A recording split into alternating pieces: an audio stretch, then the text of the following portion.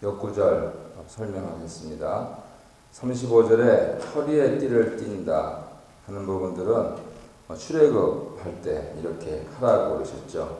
그러니까 이집트에서 탈출하는 그런 상황이고, 그리고 세계사를 보면은 이 종말의 상황입니다. 그래서 예수님께서 지금 말씀하시는 이 깨어있는 종의 비유, 이것은 종말적인 상황이다 하는 것이 처음부터 나와 있지요.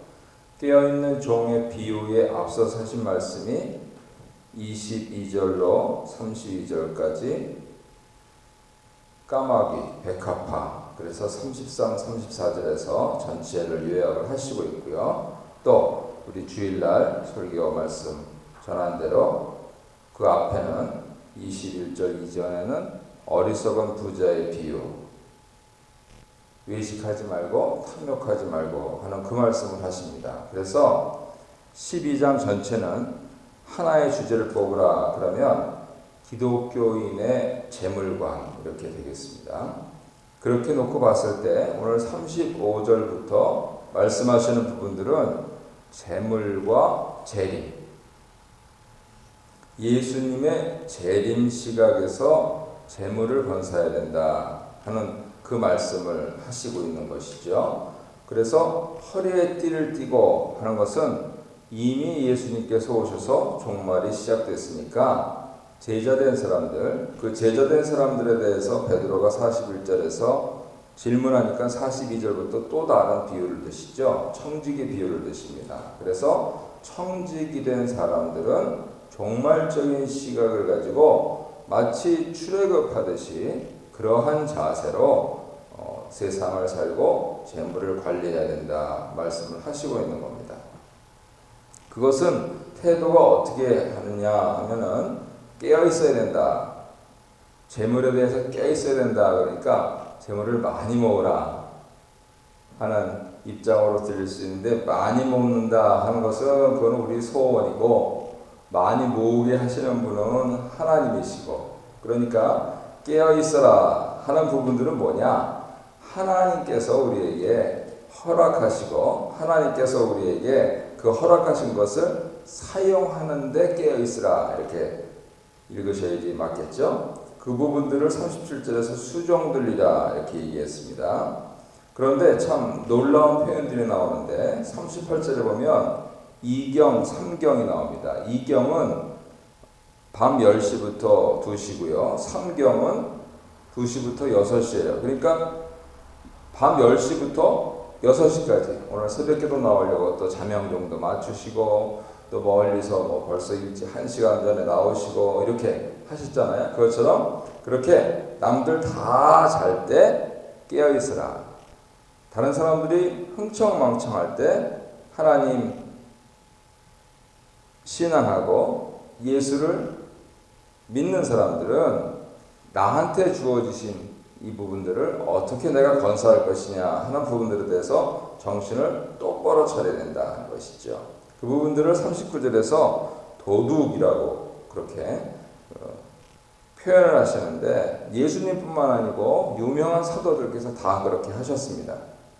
그래서 재림이 도둑같이 임한다고만 생각을 하는데, 우리의 삶 그리고 특별히 우리의 재물이 도둑같이 임한다 이렇게 생각하면은 정말 깨어있지 않을 수가 없죠.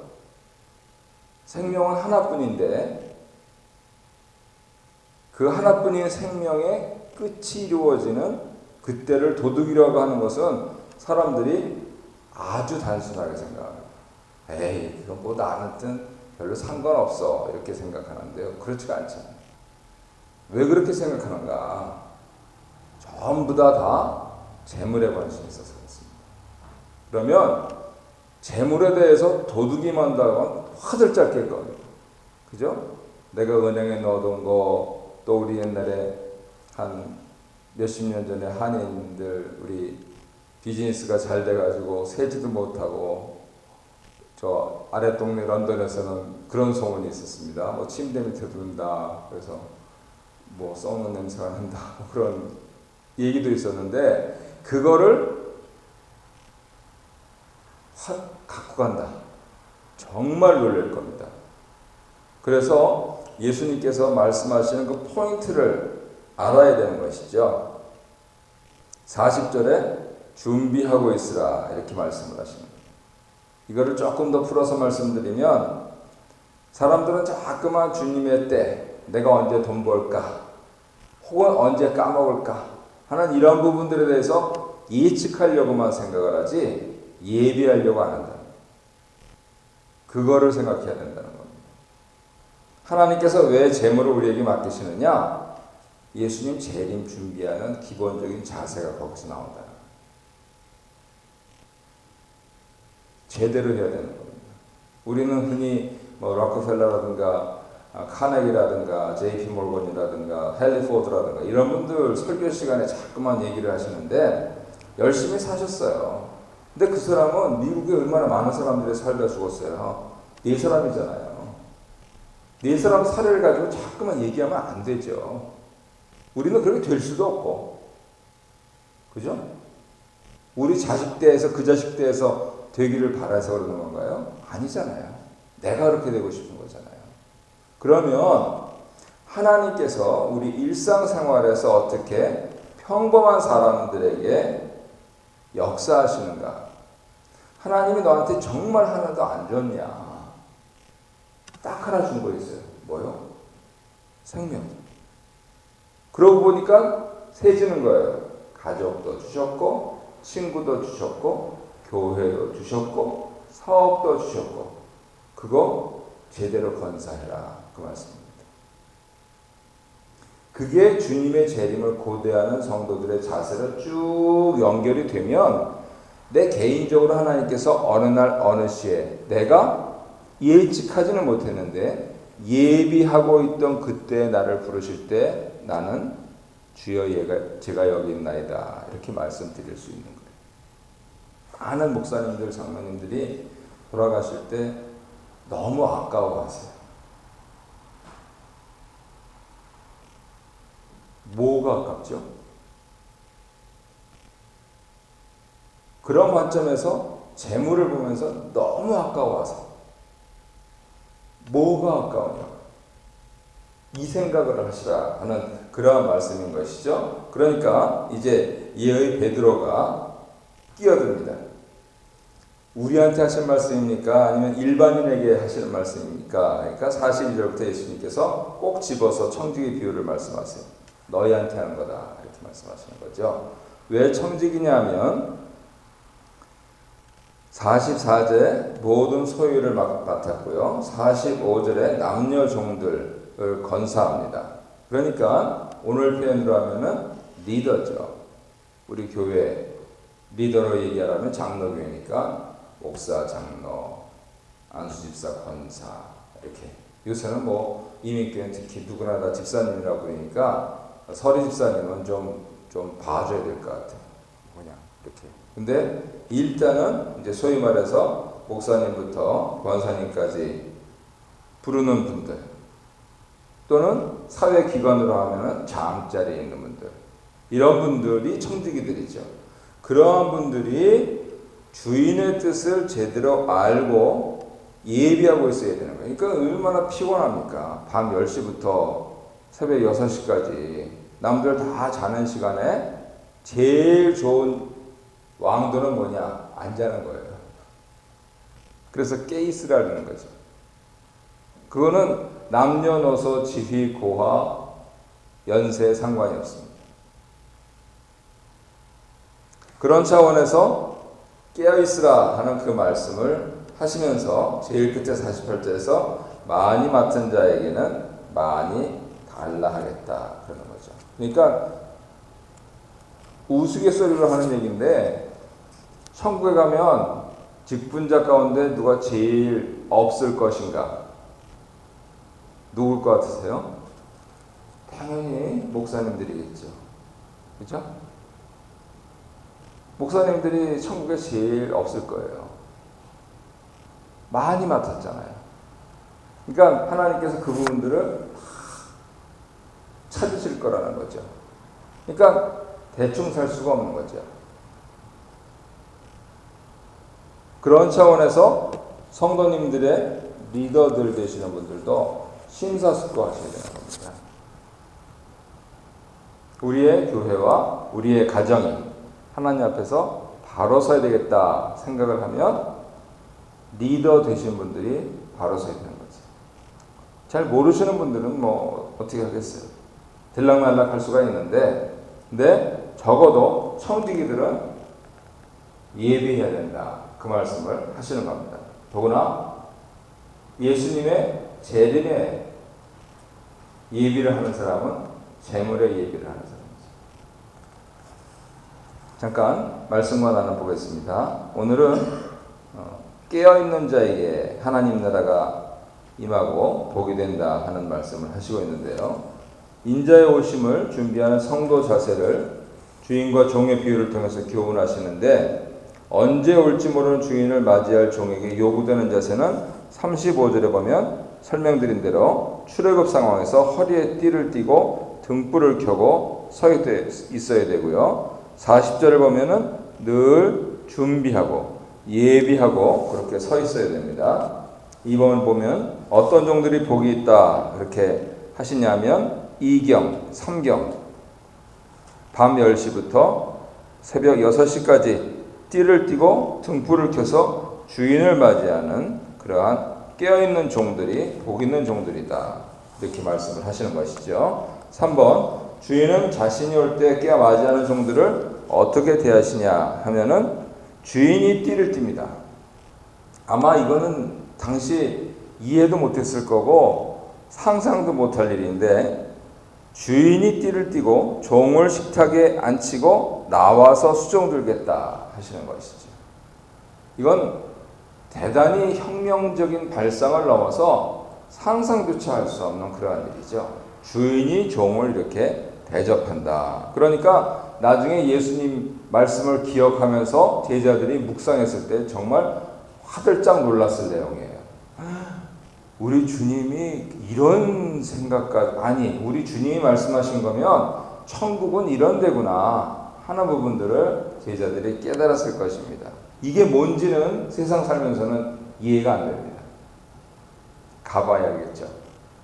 부모가 자녀를 아무리 잘 대한다 하더라도 주인이 종에게 이렇게 하는 것처럼 대할 부모가 없습니다.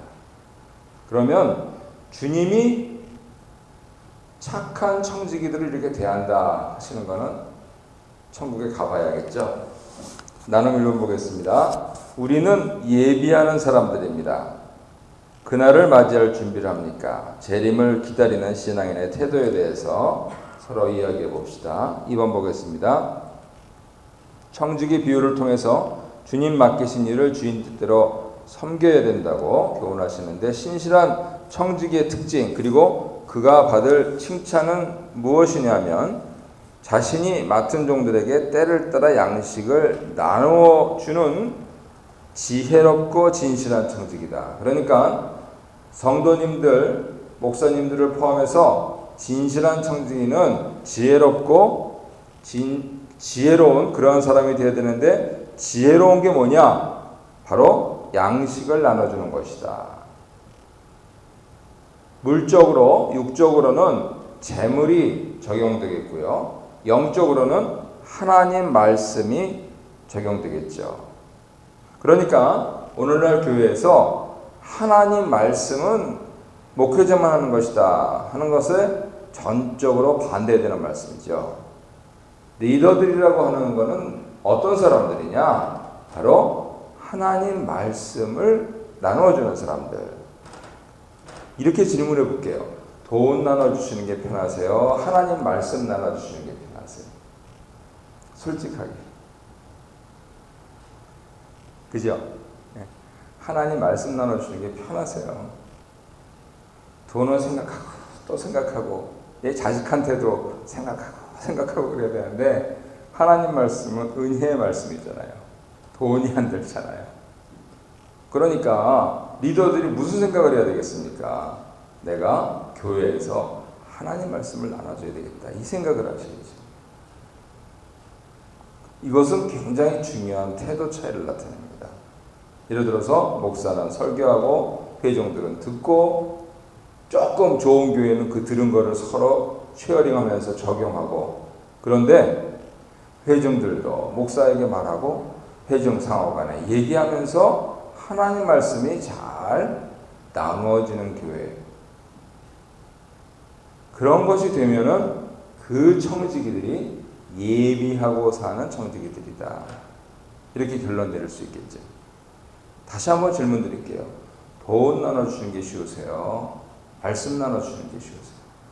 쉬운 걸 하세요.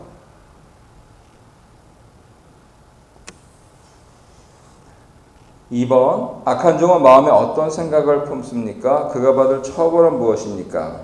앞에서 주인은 그에게 자신의 모든 소유를 맡기십니다. 말씀을 잘 나눠주시면 말씀이 더 충만해지고요. 돈을 잘 나눠주시면 돈이 충만해질 줄로 믿습니다. 이것이 받을 상이라면, 그렇다면 주인이 더디오리라고 그냥 예측만 하는 거예요. 언제 올까? 언제 올까? 자기는 돈도 안 나눠주고 말씀도 안 나눠주고 하면서 주인이 더디올까? 그렇게 예측만 하고 있는 자는 주인이 엄히 때리고 신실하지 아니한 자의 받는 벌에 처한다. 굉장히 무서운 말이세요. 왜냐하면 원어로 엄히 때린다 하는 것은 쪼개버린다는 뜻이에요. 옛날엔 총을 쏘지 않고 칼을 썼잖아요. 굉장히 무서운 말이에요. 그래서 우리는 당연히 우리가 쉽게 여기고 우리가 할 수 있을 것 같아, 그렇게 생각하는 말씀을 서로 나눠주는 일에 집중하는 것이 지혜로운 종이 되겠죠. 제 말이 맞죠? 그렇게 해야 되는 겁니다. 그러면 아주 이상하게도 신앙생활이 풍성해져요. 물론 여윳돈이 있어서 돈 나눠주면 뭐 사람이 금방 붙죠. 근데요, 말씀 나눠주는 거에 비할 바가 안 됩니다. 돈은 있다가도 없고 없다가도 있는 것인데 말씀은 항상 있습니다. 그리고 말씀을 배워도 끝이 없어요. 그러니 그 무궁무진한 말씀을 나눠주는 것이 얼마나 지혜로운 것인가 하는 부분들, 가깝게는 매일 우리 가정에서, 조금 나가서는 매주 우리 교회에서 이런 일들이 많이 일어났으면 좋겠습니다. 나는 2번 보면 주님이 내게 주신 은사, 역할, 사명은 무엇입니까? 구체적으로 어떻게 사용하고 있습니까? 나는 3번 보면은 안이한 종들, 그러한 종들은 다 내 걱정, 근심, 서운, 분노, 탐욕이죠. 그러면서 그냥 재림만 사모한다는 이원론적인 태도를 갖고 있는 많은 성도님들이 있습니다. 잘못 배운 것이고요. 재림을 진정 사모한다면 재물 관리부터 바로 해야 되고요. 재물 관리 힘드니까 우리는 말씀 관리부터 먼저 하는 것이 쉽고 좋은 길이다 하는 것을 오늘 말씀하시고 있는 것이죠. 개인 기도 제목도 많으실 텐데 함께 기도하실 때 지혜 있고 진실한 청지기가 되어서 주님 뜻을 따라 맡겨진 역할을